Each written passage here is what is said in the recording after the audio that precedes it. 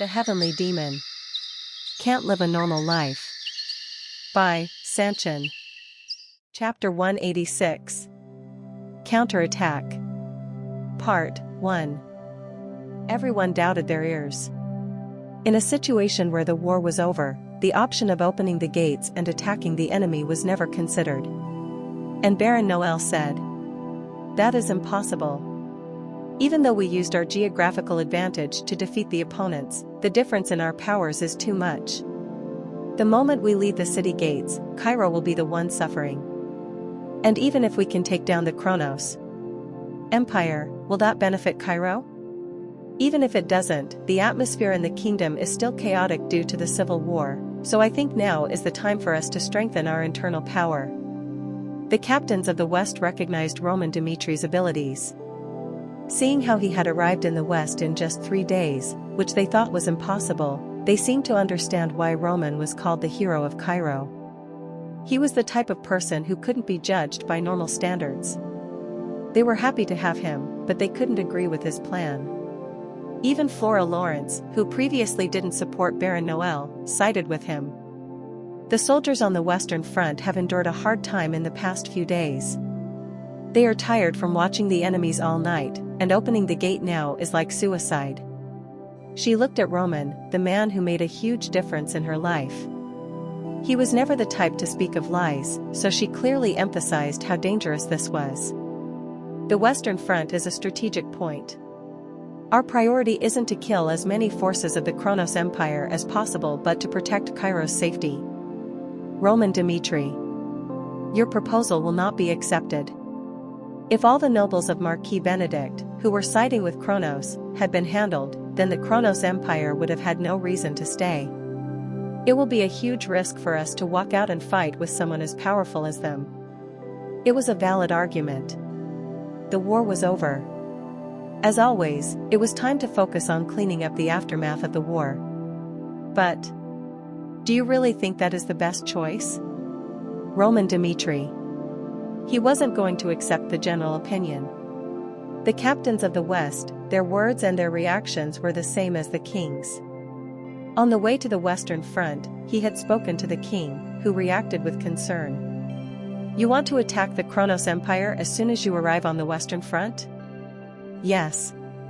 That is a reckless move. Even if the Kronos Empire attacked us, we do not have the power to do the same. Defeating enemies in a war is a different matter. If we attack the Kronos Empire first, which is aiming for our land, they will use this as a dispute between the nations and invade us again. And the truth will never work for us. Regardless of who made the first mistake, Cairo's safety cannot be guaranteed." It was the reality of the week. Even if their actions were the same, the results were different depending on the logic of power. The Kronos Empire has always invaded Cairo's borders despite being criticized by international forces, and Cairo would never be able to respond to them. It wasn't that they didn't have the desire to take revenge. Anger rose whenever their people died, but Cairo's survival was more important, so they chose to stay silent. Roman understood it. The reality of a small nation was hard to accept, but the situation is different now. "Your Majesty."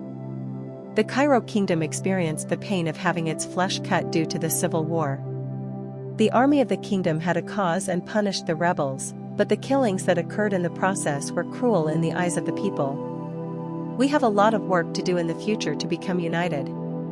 Once the remnants of the nobles have been cleaned up, we will have to decide what to do with the empire's spies. At that time, what justification will the king present to the people? Will you be able to pull out your sword to deal with the Kronos Empire, which directly attacked the borders? Or will you just stand by? A slaughter that has lost its justification cannot garner the support of the people. It was an obscure problem. The Kronos Empire openly joined the rebellion. They invaded the borders because of Marquis Benedict, but the Cairo kingdom didn't even touch them. Then, what did the Empire's spies do? Marquis Benedict declared rebellion, so there was a justification for going against their faction, but would it make sense to subdue the rebels without touching the empire that sided with them? If the civil war was prolonged, then people's dissatisfaction would grow. And the royal family, which has remained silent to the empire, led a massacre. Cairo is at a crossroads. By clearing the nobles, we have unified the power system within the nation, and in the future, we will not repeat the same mistake on the southern front. Now is the chance to gain the trust of the people. Attack the Kronos Empire. Show them how wrong they were to use the civil war to invade our borders and that Cairo can wreak havoc too. Even if our action is a problem to the international community, there aren't that many chances to secure such a situation. His voice was strong. Right after the rebellion was sorted out, there was a chance for change. Roman Dmitri knew that the kingdom wouldn't change in just one step. From a weak nation, they had to rise into a strong one. And he decided he wouldn't show mercy to the nobles of the Kronos Empire, unlike before. The Cairo kingdom cannot be swayed by the empire forever. Just one time. If Cairo shows that we have changed by even 1%, then from henceforth, Kronos will be wary about choosing to attack us.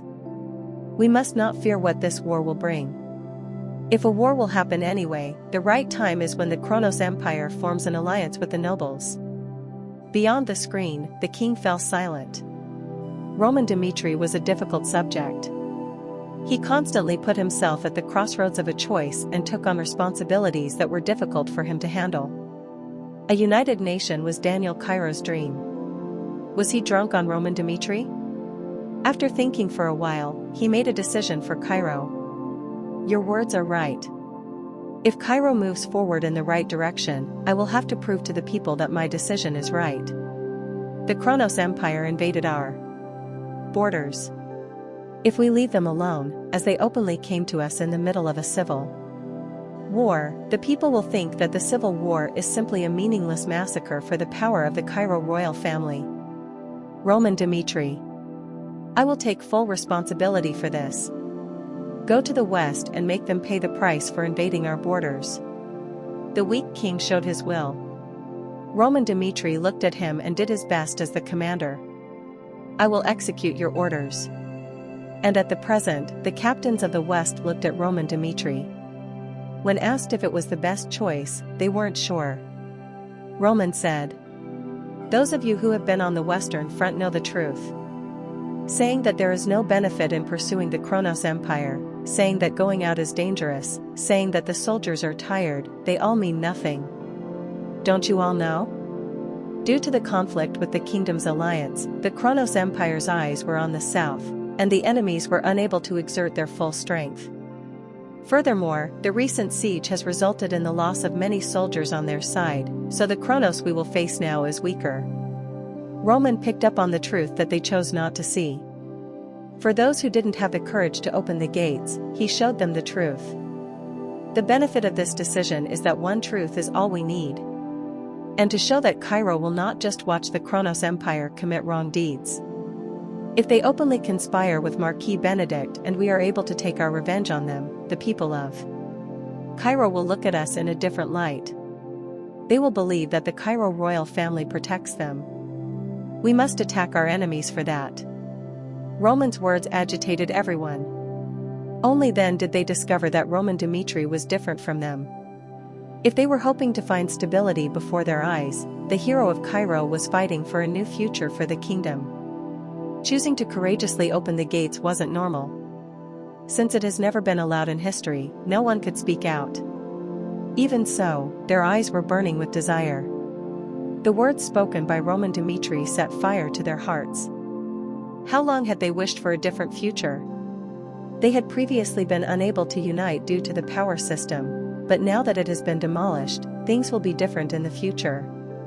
As Roman said, this was a chance. The eyes of the captains focused on one place, Count Vandenberg. He smiled. The rumors were true. Roman Dmitri was the man who would bring storms and great change to Cairo. He said, "So what do I need to do?" The meeting was over. It went as Roman wanted. Hearing that a scouting team would be sent as soon as the sun rose tomorrow, Flora went out and looked at the dark sky. Roman Dmitri. He was a really consistent man.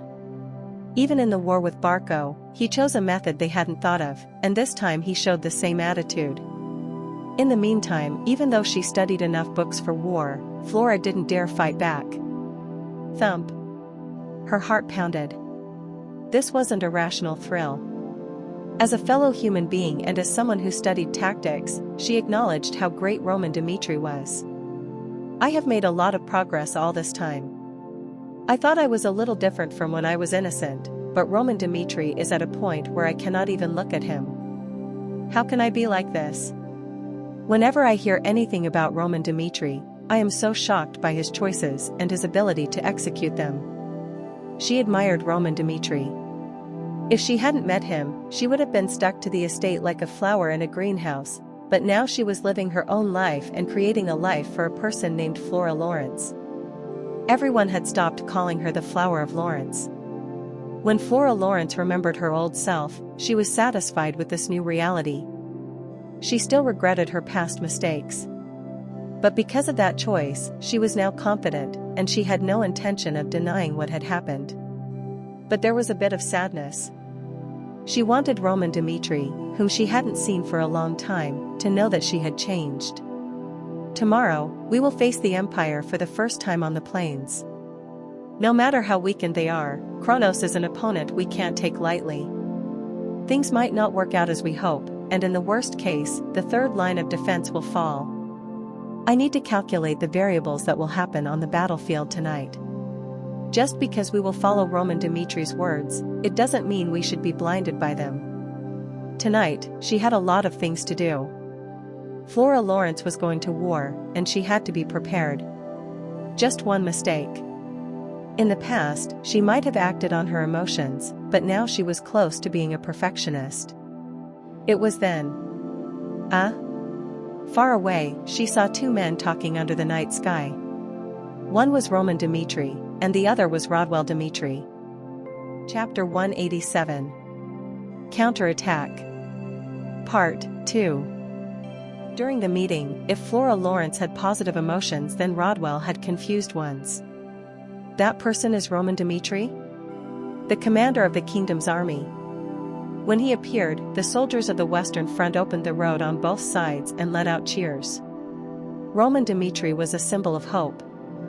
His arrival on the Western Front in just 3 days meant that Cairo was no longer in danger of being attacked by the Kronos Empire. Even though they didn't know much about Roman Dmitri, his actions in the past of defeating the Hector kingdom, becoming the greatest sword in Cairo, and even taking down Marquis Benedict, caused the people to have complete faith in him. It was an overwhelming sight. Rodwell Dmitri, who went into battle despite his injured body, looked at the scene with trembling eyes. It made no sense. The existence that was looked up to by the people was different from the Roman Dmitri he knew. And then the meeting that followed. It was one surprise after another. Seeing him press on the captains and asking them to do their best made him recall his memories. The Roman Dmitri I remember is a drunkard.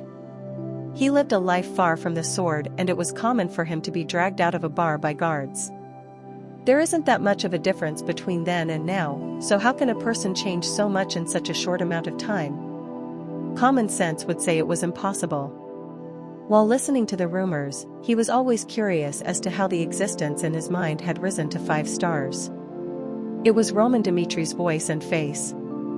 He was sure of it.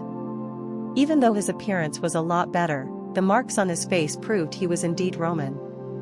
Actually, he had come to accept this reality to some extent. Even if the rumors were just half true, Roman Dmitri would no longer be called the trash of Dmitri.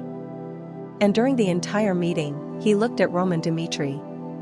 As he listened to everything he was saying, he was getting more confused. Soon, the meeting ended.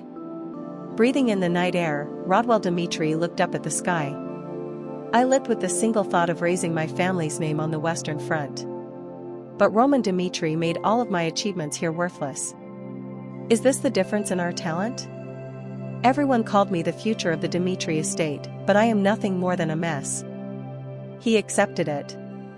Roman Dmitri, it was clear that his brother was better.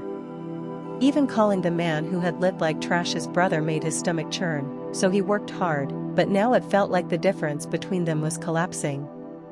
His left eye was sore. As a reward for defeating an existence that was nothing compared to the opponents Roman Dmitri had defeated, Rodwell lost his left eye. It was a disaster. What had he been striving for? And it was then. Rodwell. He heard a familiar voice, and all the hair on his body stood up. When Rodwell. Dmitri turned his head, he looked at the older brother in his memory staring at him. A clear face and a manly voice, it was Roman Dmitri. Unlike his face, which reminded him of the past, Roman gave off the atmosphere of not wanting people to touch him. I heard your eye isn't in the best condition. Hearing that, Rodwell looked shocked. Roman, who had pretended like Rodwell didn't exist since he had stepped foot on the Western Front, was now asking him this. You don't have to worry about it. With your sacrifice, they were able to deal with the war magicians of the Kronos Empire. You did well. If you hadn't carried out that plan, the Western Front wouldn't have held on until I arrived. Rodwell kept his mouth shut. It was awkward. This conversation and this situation. Roman Dmitri, who appeared in front of him as his older brother, felt so unfamiliar. And it was the same with Roman. However, he spoke first. Rodwell Dmitri, my flesh and blood. Last year, his father told him the same thing over and over again. Rodwell has been self-assured since he was a child and has always tried to get things done in his own way, but in the end, he was still in his 20s. So he hoped Roman would take care of him. He knew that the relationship between the brothers wasn't the best given the issue of succession, but from his father's point of view, they were both his precious children. The word blood wasn't a pleasant topic for Roman Dmitri, no, Baek Jung-hyuk. He was forced to compete because he was the son of the heavenly demon, and he had to rise to the top. But this life was different because Roman Dmitri accepted new relationships. Those who remembered the existence of Dmitri's trash looked at him with prejudiced eyes, but they never rejected his new self. One by one, he made connections in his current life, Hans, Chris, Kevin, and even Flora Lawrence. And then he met Rodwell Dmitri. The stories he heard had proven that he hated Roman, but he didn't care. When I started this new life, Hans gave me blind feelings for just one reason, I am Roman Dmitri. I could have rejected and hated myself like everyone else, but thanks to Hans's approach, I was able to adapt quickly to this world. The same goes for my relationship with Rodwell Dmitri. There is no reason for me to unconditionally wait for the other person to approach me. I need to renew my relationship with him, just as I have forged new relationships with the ties I had in my present life. Dmitri's second son. He looked at his younger brother. Whatever he was thinking about him, Roman Dmitri wanted to approach him first. It wasn't because of their father's request. There was only one reason, Rodwell was his younger sibling. And for that alone, Rodwell Dmitri deserved to get inside his own walls. Unlike in his previous life, where he and his siblings had to kill each other, he accepted them as a family in his current life. Roman said, I am not going to be kind anymore, but keep one thing in mind. He looked into Rodwell's eyes. Even though he didn't show it, Rodwell lost an eye when he was still in his early 20s. And it wasn't something to be ignored. Even if he was reacting calmly now, the bitterness of losing his eye would sink in. You are my younger brother. If you follow me into the battlefield, I will show you what it means to live as a Dmitri. In exchange for Roman Dmitri's younger brother losing his eye, the Kronos Empire will have to sacrifice countless lives. At that moment, Rodwell's eyes twitched. He didn't expect any of it, Roman talking to him first and saying those words. Just as Hans accepted him, Roman was going to embrace Rodwell too. So remember the fact that you and I are brothers. A night full of stars. The two brothers reunited like that. At that time, the Kronos Empire was in a dire situation. Benedict's rebellion was a complete failure. Now that Roman Dmitri and the kingdom's troops have arrived on the Western Front, the Kronos Empire has no reason to waste any more time. I think it would be better for us to return. It was Baron Charlton, who belonged to the Ministry of Foreign Affairs. He was as annoyed as Count Fabio. He couldn't let the troops retreat. Fucking bugs. We will attack the Western Front, and it should collapse in a day. Baron Charlton. It isn't that I do not understand the reason for the retreat call, but we have suffered huge damage in the past few days. Does it make sense to run away without doing anything?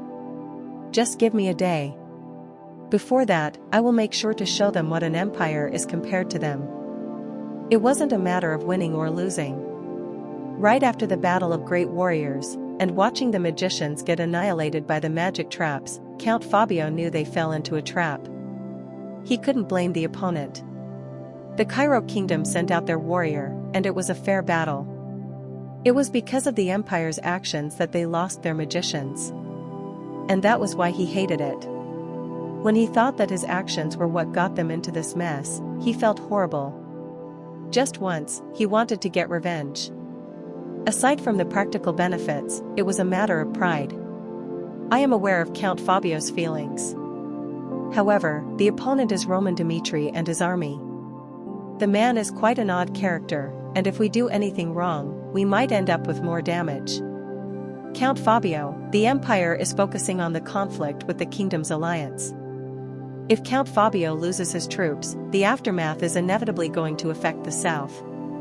Think carefully, should we continue this war?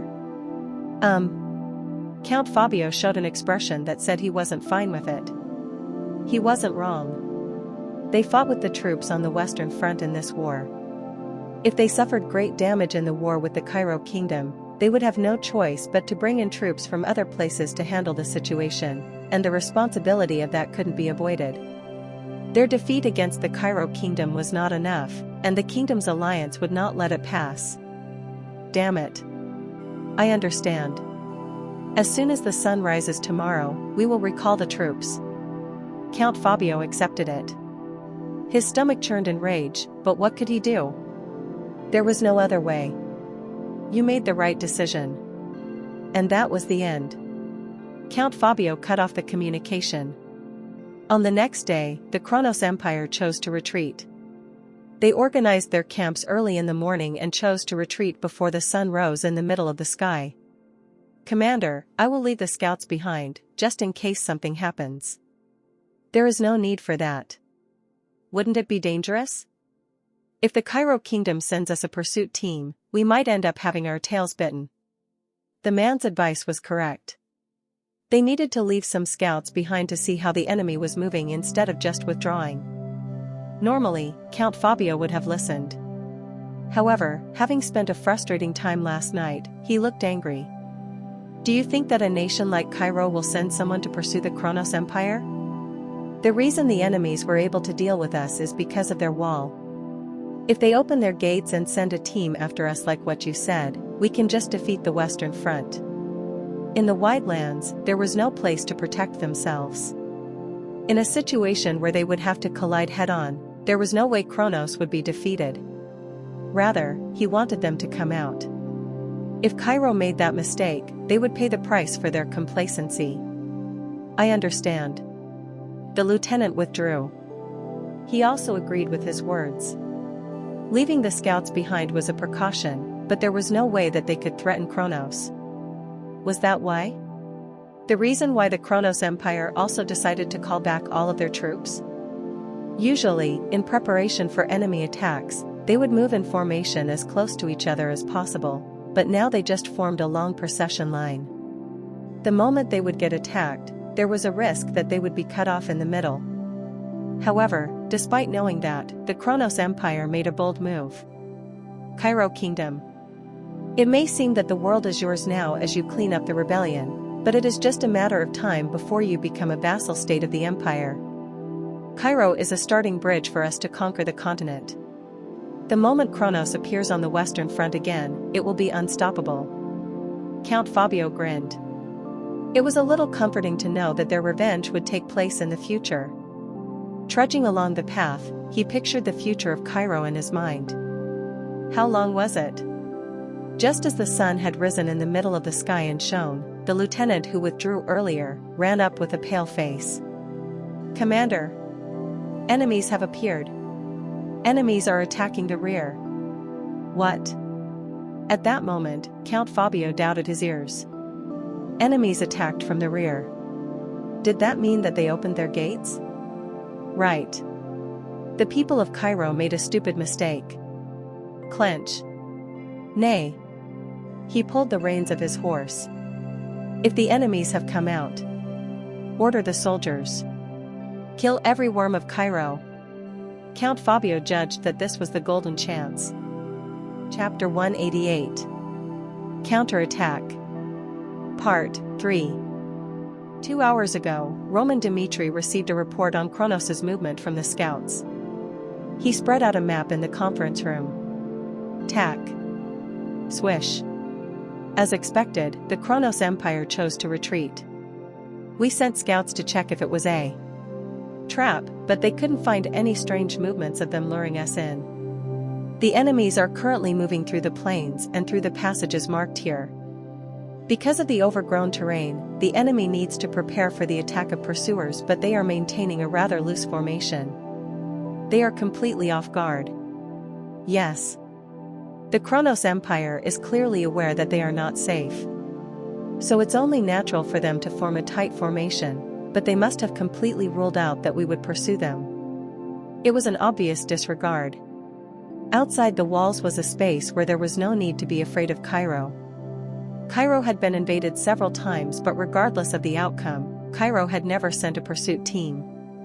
And both sides knew it well, the fact that Cairo was just barely enduring its forts to survive, and that they would be unilaterally massacred by the Kronos Empire if they walked out. So they organized a pursuit team. It was necessary so they could show them that they had changed. Roman said, "Our plan is simple. The enemies are keeping a long line as they move, so we plan to divide our forces into two and attack the middle and rear at once. If we cut the middle, the enemies will wander, and we will have a chance to devour the back end. The front, and then we can reduce the number of enemies before they can respond." It's a good plan, but the problem is, when will the troops get isolated? It was Baron Noel. Roman's words were just the possible outcome if things go as planned. If the enemy resists, the plan goes wrong. The troops attacking in the middle will become isolated, and that is a chance for them to reverse their attack on us. Wouldn't it be better to join forces and attack right from the rear? If the enemies unite and respond, it will turn into an all-out war from then on, but a safe hit-and-run strategy can avoid extreme situations. Our goal is easy. Even if we don't annihilate them, causing enough damage should show them what we mean. No. That will not be enough. In this plan, he didn't want half-baked results. They had to show what would happen to them if they touched Cairo. With this attack, we must obtain a record that can be called a great victory. To do so, attacking from both sides is necessary, and it is important to break the ranks of the enemy with a surprise attack. Just like what Baron Noel said, it is true that there are risks involved, but from the moment we open the gates and step out, we have to take some risks. And Roman Dmitri firmly added as he looked at the people in the room, "I will take on the attack in the middle." Undoubtedly, based on the strength that they showed, they can't withstand our attacks. Their carelessness and the move that we have never made until now will plunge Kronos into the abyss. Everyone nodded. If it was Roman Dmitri, the leaders of the Western Front decided to follow him. When the sun rose in the middle of the sky, the plan started. Count Vandenberg's men, who followed through a shortcut, hid in the bushes and waited for the signal. Pung! Pung! The flares burst into the sky, and Count Vandenberg drew his sword. "Everyone attack! Attack! Wah! Swish! Tat-attack!" It was a surprise attack. Seeing Cairo's soldiers rush at them, Kronos' soldiers hurriedly pulled their weapons with shocked faces. However, they had no choice but to be helplessly overpowered by an attack they did not prepare for. As soon as they collided with Cairo's men, screams were heard, and Kronos' soldiers felt like they couldn't do anything. Quack! Quack! One soldier of the Kronos Empire widened his eyes. As he coughed up blood, he looked at the sword lodged in his stomach. That was just the start. Cairo's soldiers quickly dealt with the enemies with their numerical advantage, and it was easy to block and drive their swords into their enemies' bodies. In an instant, living beings that had just been alive became rags. Since their swords were unable to pierce their enemies' chain armor, Cairo's soldiers held their enemies' heads and decapitated them. It was the brutality of war. Every part of the ground was dyed red, and it seemed that Count Vandenberg's forces had completely taken control of the rear. However, "You bastards! Your opponent is Cairo. Do not fall for their tricks," a knight of the Kronos Empire shouted. He infused aura on his sword and charged at Cairo. From that point on, the atmosphere changed. The Empire's army, which was unsure of what was going on and stepping back, was calmly responding against the soldiers of Cairo, who were flooding in like crazy. Gradually, Kronos had the upper hand. When a similar number of soldiers clashed with them, Cairo was overwhelmed. Kronos's and Cairo's soldiers showed a great difference. If the soldiers of Kronos fought aggressively, the soldiers of the Cairo kingdom were mere ragtag troops who only knew how to fight within the walls. They only gained momentum with the surprise attack for a brief moment. When Kronos regained their balance and showed their true form, Cairo was back to feeling weak. At the same time, Count Vandenberg showed his outstanding strength. He used his 4-star aura and slashed the enemies, but then he noticed that things were taking a strange turn. We will be at a disadvantage at this rate. The momentum they held was decreasing. The carelessness of the Empire wasn't arrogance. They were confident in dealing with Cairo no matter what formation they took, and this was proof of that. Count Vandenberg felt impatient. Realistically, it would be right to end it now and retreat with the troops, but the plan was to hold on until the end. Roman Dmitri was attacking the middle. He was in a situation more dangerous than him, with two sides of the enemy's troops possibly attacking him. Yet he had drawn his sword, so Count Vandenberg wasn't going to step back from this fight. Do not back down. Show them the power of Cairo. The battlefield was bloody. Count Vandenberg fulfilled his duty as the commander. At that time, Roman Dmitri led the troops to the middle. Unlike the struggling forces in the back, a one-sided massacre happened in the middle. Swish! Aura exploded. Roman Dmitri's sword continuously splattered blood. He rushed to the front and cut down dozens of people at once, and the soldiers following him showed the same results. It was not just a simple victory by a surprise attack. After clashing a couple of times, Kronos's men were shocked. Whack! The soldiers of Dmitri were equally as powerful as the Empire's army. And the enlisted soldiers who followed Roman Dmitri showed outstanding performance among them. Kakang. He was just a normal soldier. An unknown soldier raised the aura on his sword and pushed back a knight from the Kronos Empire. They couldn't help but be shocked.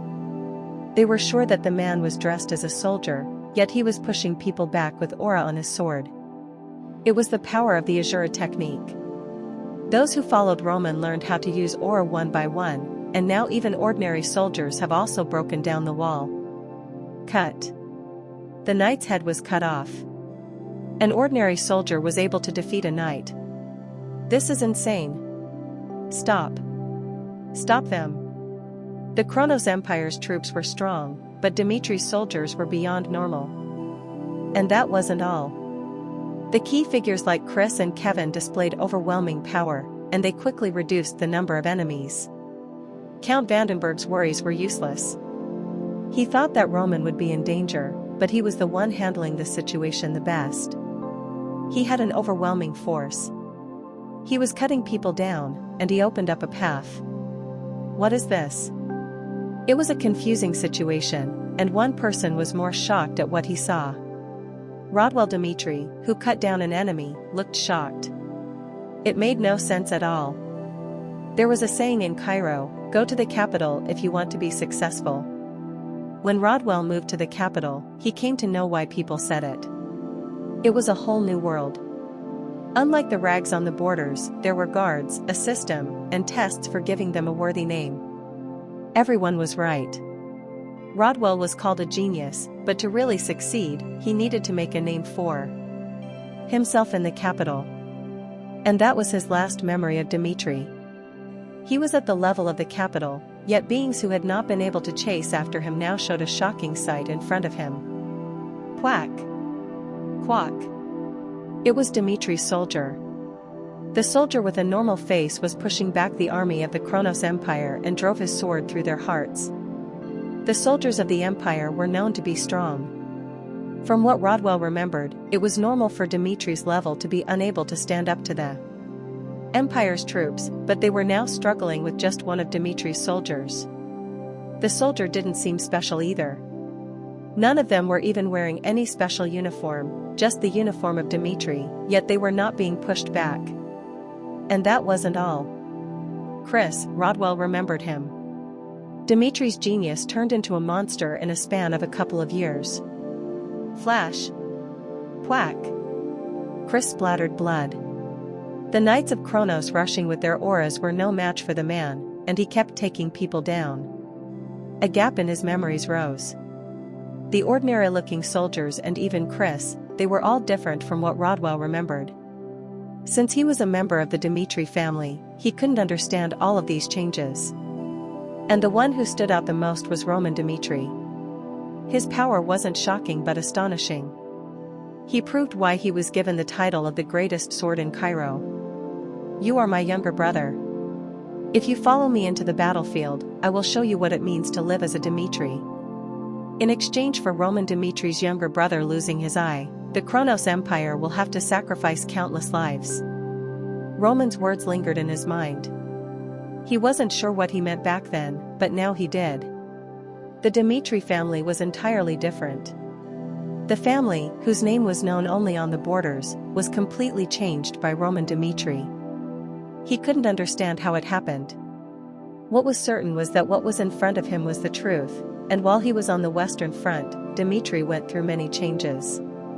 It confused him. He wasn't sure how to handle this situation. Rodwell went to the battlefield with one of his eyes covered, but there was no role that needed him there. It was then. Chris? Yes. Far away, the troops of the Empire were pouring in. Due to the fact that it was a surprise attack, the soldiers who were around the middle flocked. Roman slashed the enemies as he said. From now on, divide the troops into two as planned. You lead the troops and head to the rear. While you help Count Vandenberg there, I will block Kronos' army from coming this way. It was a reckless plan. Rodwell wanted to stop them. But those who gave the orders and those who accepted them fought. They all wanted to take the risk. All right. Group 2, follow me now. Chris backed off. And after that, Roman stayed there, attacking the enemies. Rumble. Roman's aura exploded, and he threw himself at the enemies that were flooding in. Chapter 189. Counterattack. Part 4. Whack. An arrow pierced straight through the forehead of an Imperial soldier. Flora Lawrence quickly put another arrow on the bowstring and focused her eyes on the surroundings. We are being pushed back. It was as expected. Joining Count Vandenberg's forces, she did expect that the surprise attack wouldn't give them too much of an advantage. Anyone with a brain and common sense could guess that. The soldiers of the Kronos Empire differed in quality right from the start, and that issue was already discussed too. In conclusion, they bet on the odds. Despite knowing they were at a disadvantage, Cairo's soldiers went ahead with the plan. Commander! Flora shouted. She calculated the variables that would happen on the battlefield all night long and presented a plan on how to respond to them. But there was a backlash from the captains. They said it went against the purpose of the plan, but Flora decided that her plan was the perfect way to use the weapon called Roman Dmitri. And hearing Flora's cry, Count Vandenberg raised his voice. Put up a shield wall right now. Create a shield wall. The orders were spread quickly, and the soldiers of Cairo, who were scattered in all directions, gathered in one place. Among them, the soldiers with shields stepped forward to form a wall with square shields. It happened quickly. They didn't prepare for a long time because they had practiced such things before coming to the battlefield. Tack. There was a rapidly rising wall of shields. The Kronos Empire had a puzzled expression. The shield wall was a strategy commonly used on the battlefield, but it wasn't a formation suitable for a surprise attack. Hearing Flora's operation, Baron Noel said, "Flora, speed is important for this mission. The shield wall is a way to bridge the gap in our powers, but it will be dangerous for the troops attacking in the middle if we waste time creating a defense formation. We also need to make sacrifices and be aggressive. That way, the surprise attack can at least proceed without any issues." It was a valid opinion. Flora didn't deny it, but one fact separated their opinions: her faith in Roman Dmitri. Flora Lawrence was confident that Roman Dmitri would make a difference even if they were attacked on both sides, so it was important for Cairo's army to preserve their strength as much as possible. Well, the army of the kingdom couldn't deal with the Empire's army from the rear alone. Flora's strong opinion was accepted, and when they were pushed back after the surprise attack, they formed a shield wall. "Put the shield on your bodies. Don't allow any gaps." The battle changed. They went from attacking to defending. The Kronos Empire's army pushed forward with the idea that they had gained momentum, and Cairo's soldiers held on tenaciously, blocking the enemy's attacks with their shields. But they weren't just defending. They tried to attack by thrusting their weapons into the small gaps between the shields, and Flora, along with the other archers, would fire arrows. Swish! Papak! Quack! Arrows rained down. The Empire's army screamed and collapsed, and Flora shook off the drops of sweat as she pulled another arrow. Her ears were deafened by the screams of people. In the past, she couldn't look at the blood-stained world, but now she was unshaken by it. The battle was fierce. Time passed by so slowly. Even after killing and more killing, the number of enemies didn't decrease, and the gaps in the shield wall began to widen. Every time that happened, the soldiers would have to step in to close the gap. Stepping on the corpses of their colleagues, they clenched their teeth to not let Kronos pass. They felt dizzy. They kept wanting to give up under the hot sun, but they couldn't lose their concentration in the fight for their lives. It was when the heat of the battle reached its limit that Flora confirmed something in the distance and shouted with a bright face, "Allies have arrived! Release the shield wall and attack!" Far away, she noticed the allies running. It was the start of the counterattack that Cairo had been waiting for. The captain of the troops who arrived was Chris.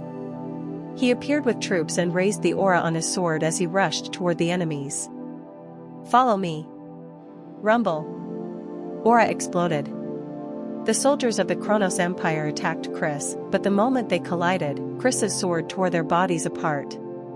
His simple sword movement gave them chills. He slashed the first one down and then cut down the heads of the two that came after, and later, when the Empire's soldiers with terrified faces showed hesitation, he hurled himself at them first. Quack! Stop him! It was definite. Dimitri's soldiers, led by Chris, unilaterally slaughtered the Kronos Empire's forces. The battle with Barco, the Southern Front, and the Civil War, Dimitri's soldiers were veterans who had seen a lot of war, which they could not normally experience. They became bloody warriors on the battlefield and did not care if their opponents were as great as mountains, like the Empire's. The wars they experienced were weak every time. Overcoming their fear, they went against their opponents, who looked weak and brought victories. The situation was reversed. Now that they were being attacked from behind, the knight, who was leading the Kronos Empire's army, raised his voice. "Hold on a little while. Our allies will arrive. So hold on." Contrary to what he said, they were clearly at a disadvantage. And in order to reverse the situation, they had to take down Chris first.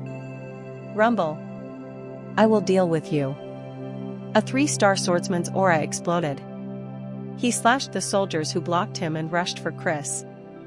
He was so focused, despite the chaotic battles happening everywhere.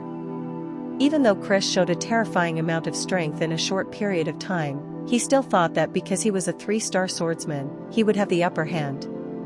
At that moment, whack! The knight's head was blown off.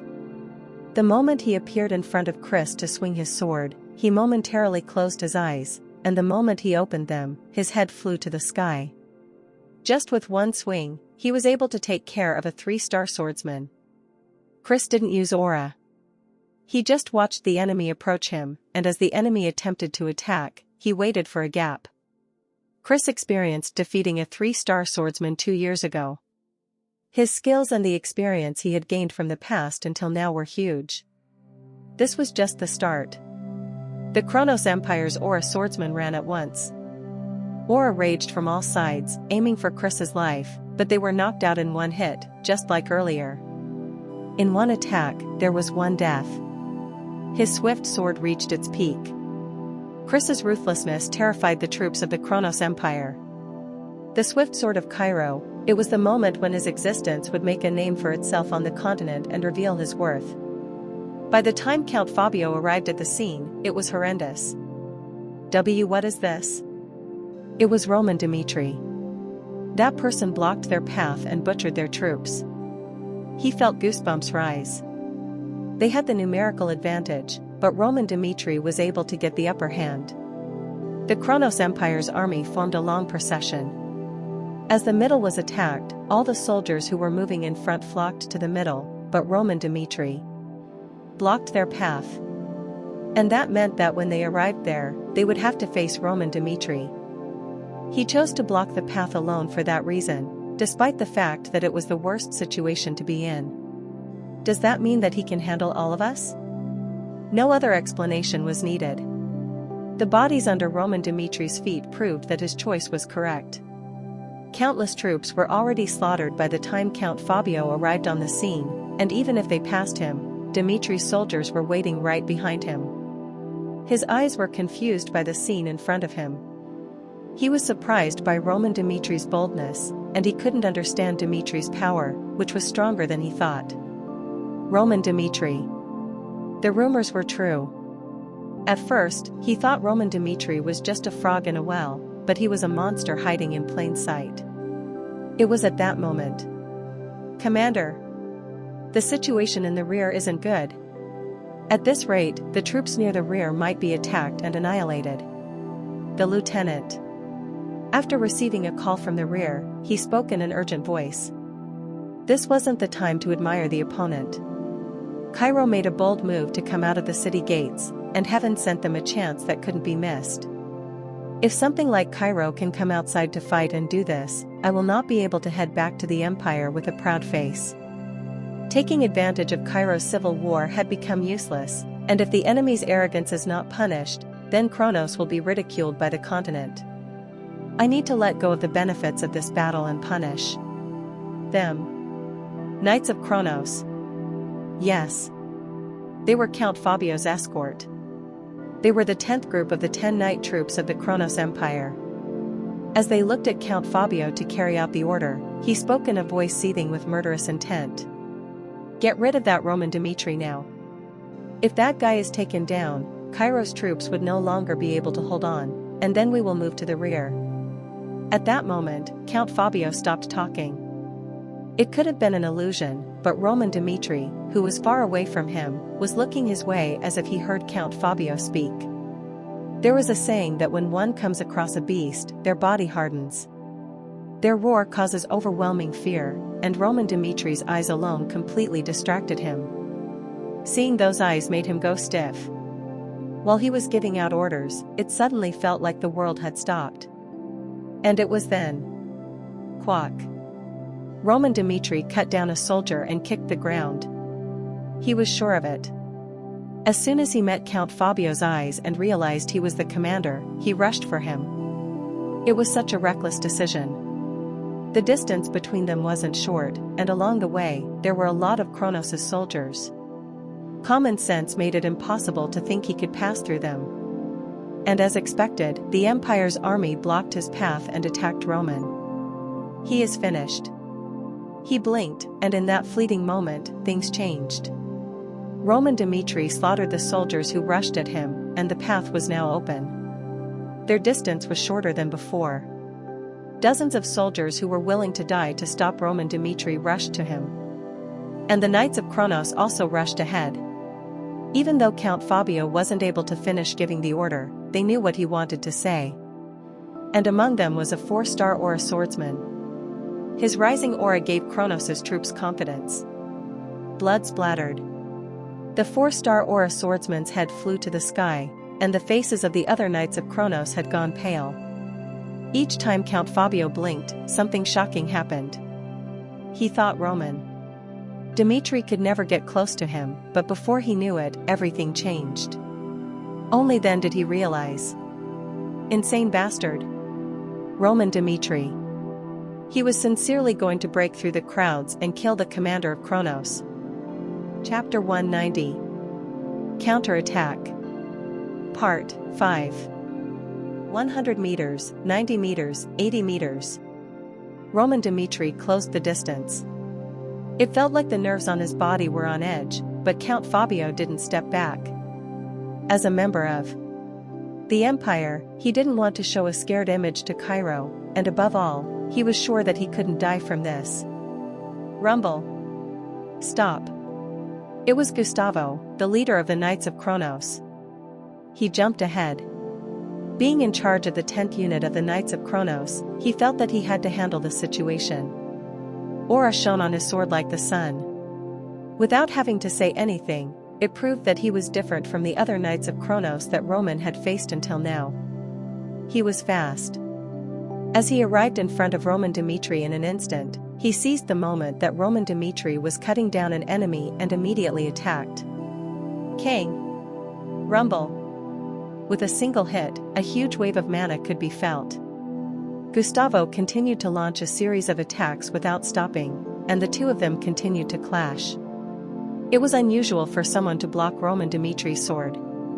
If he hadn't known Gustavo's identity, then maybe he would have uttered his surprise, but he already knew of it. The Continental ranking 78th and the 35th in Kronos' ranking. He was a talent the world knew. Even though he was ranked higher than Count Nicholas, his existence couldn't be handled by Cairo. Gustavo was an example of how powerful the Kronos Empire was. The 5-star aura from his sword was strong. The other swordsmen couldn't even attack Roman, but this man could handle him. But Kong. Kaka King. Roman blocked all of the opponent's attacks. At the same time, when the Knights of Kronos attacked an opening, Roman pushed Gustavo away and cut them down at once. Slash. Quack. That was the scene. And another knight who was waiting to take advantage of the situation rushed in, and Roman Dmitri cut off his chest. But killing just one didn't bring him any relief. Immediately, the other knights rushed in, and even while blocking Gustavo's attack, he killed them all. Roman was in the middle of the enemy camp. The best swordsman, Gustavo, stepped forward, and yet Kronos couldn't land a single attack on Roman. They were all running around insanely. The attacks of the powerful predators were all being stomped down by Roman Dmitri, and it was the Knights of Kronos who were collapsing first. 1, 2, more bodies piled up. Roman was at a disadvantage, but with time, Roman Dmitri's presence overwhelmed the enemies. It made no sense. Gustavo rushed again. Handling a 5-star aura swordsman was no joke, but the opponent didn't seem to care. It was like it didn't even matter. Gustavo focused on one single goal, winning, but at some point, he felt that his opponent was ignoring him. You bastard. One against many, and Gustavo was one of the many. There was nothing great about being a 5-star aura swordsman. It was just a slight advantage over the others. At the same time that his anger was rising in such a situation, Gustavo had no choice but to accept one fact. Roman Dmitri is a more dangerous person than we think. If that guy is left alive, I don't know how to face the wars that will come. Even if it means risking my life, I need to deal with that guy here. His eyes changed. And clack. It was the limit. Inside Gustavo, mana began to explode. Quang. Quackwang. The nature of the attacks changed. It went from having the aura of a warm sun to one that could burn things. His power seemed to have risen twice as much as before. Roman Dmitri raised his mana, mirroring his opponent, and faced Gustavo. Quackwang. Grr. A wave of mana rose. The mana immediately made the area so dangerous that normal swordsmen couldn't get close, and the two of them kept fighting. Each attack made the ground shake. The clash between the two exceeded human limits, to the point that the soldiers of the Kronos Empire collapsed on the ground due to it.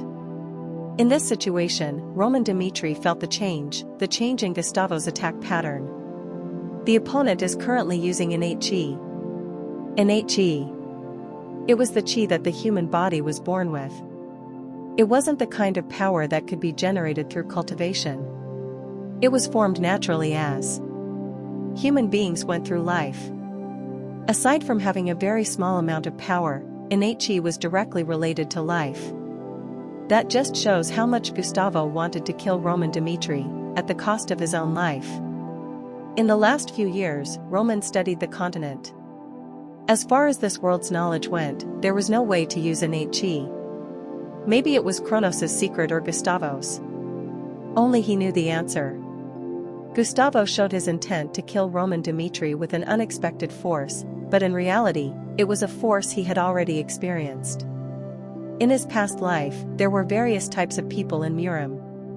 And among them, those who used their innate chi would sacrifice their lives to take down their enemies. They also knew it.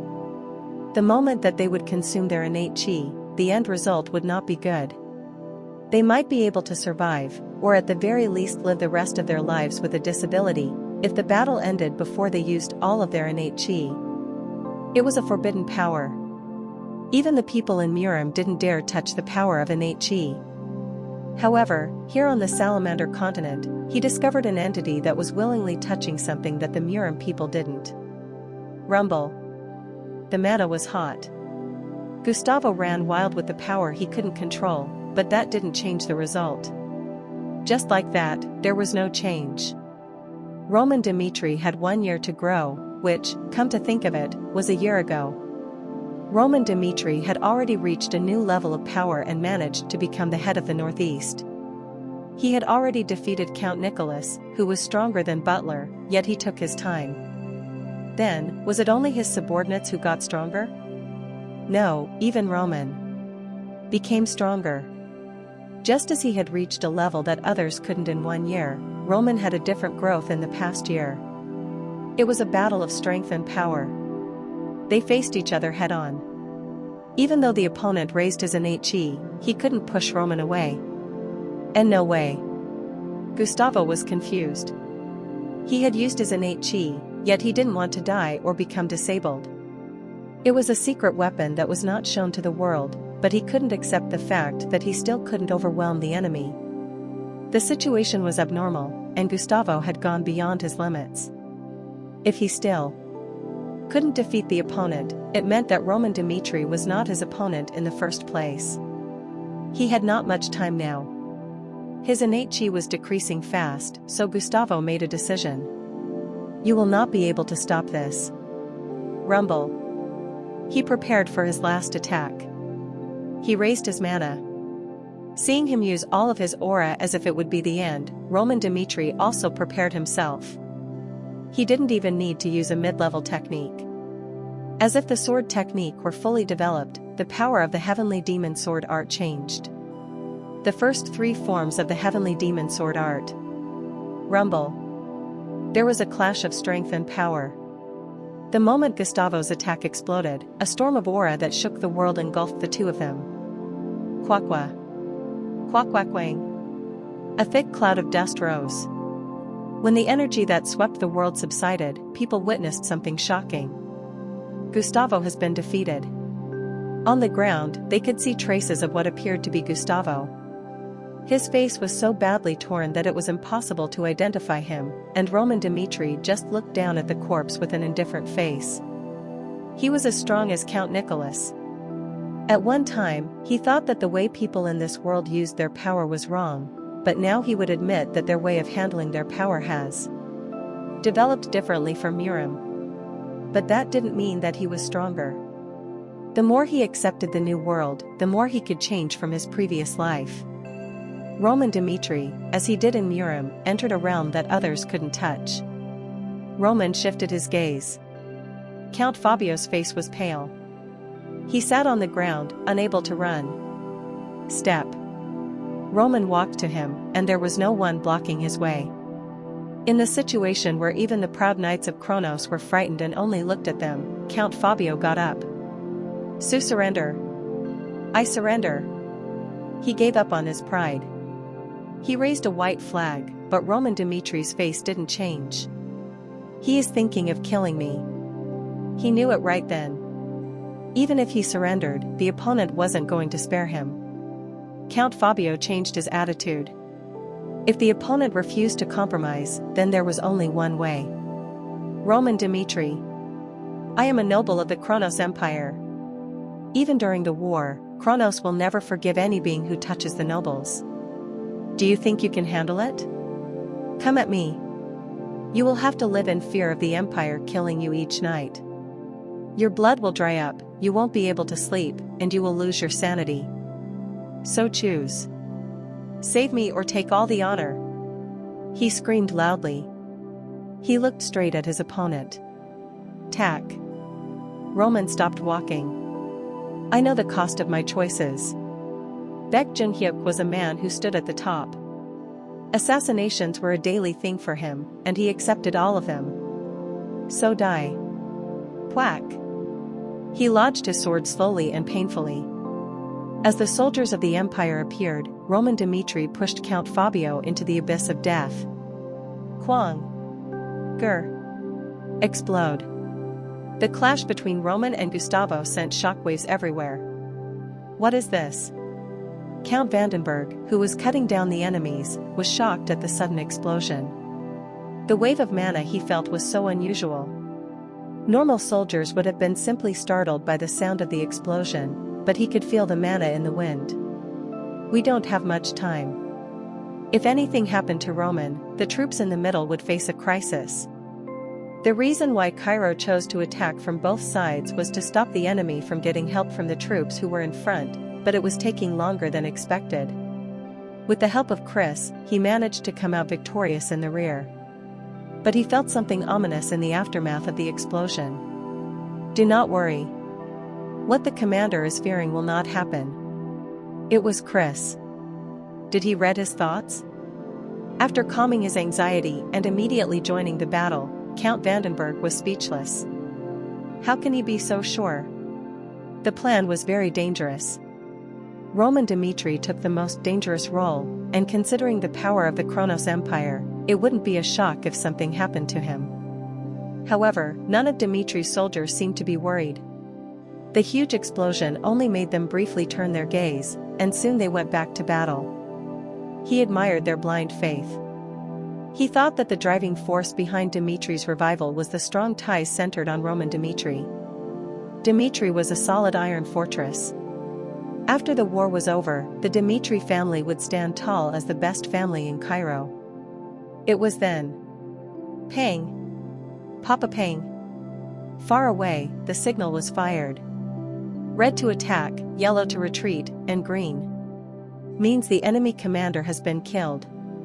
Everyone's eyes went wide. The flare was green. It was a shocking result that no one had ever thought of, enough to put Count Vandenberg's worries to shame.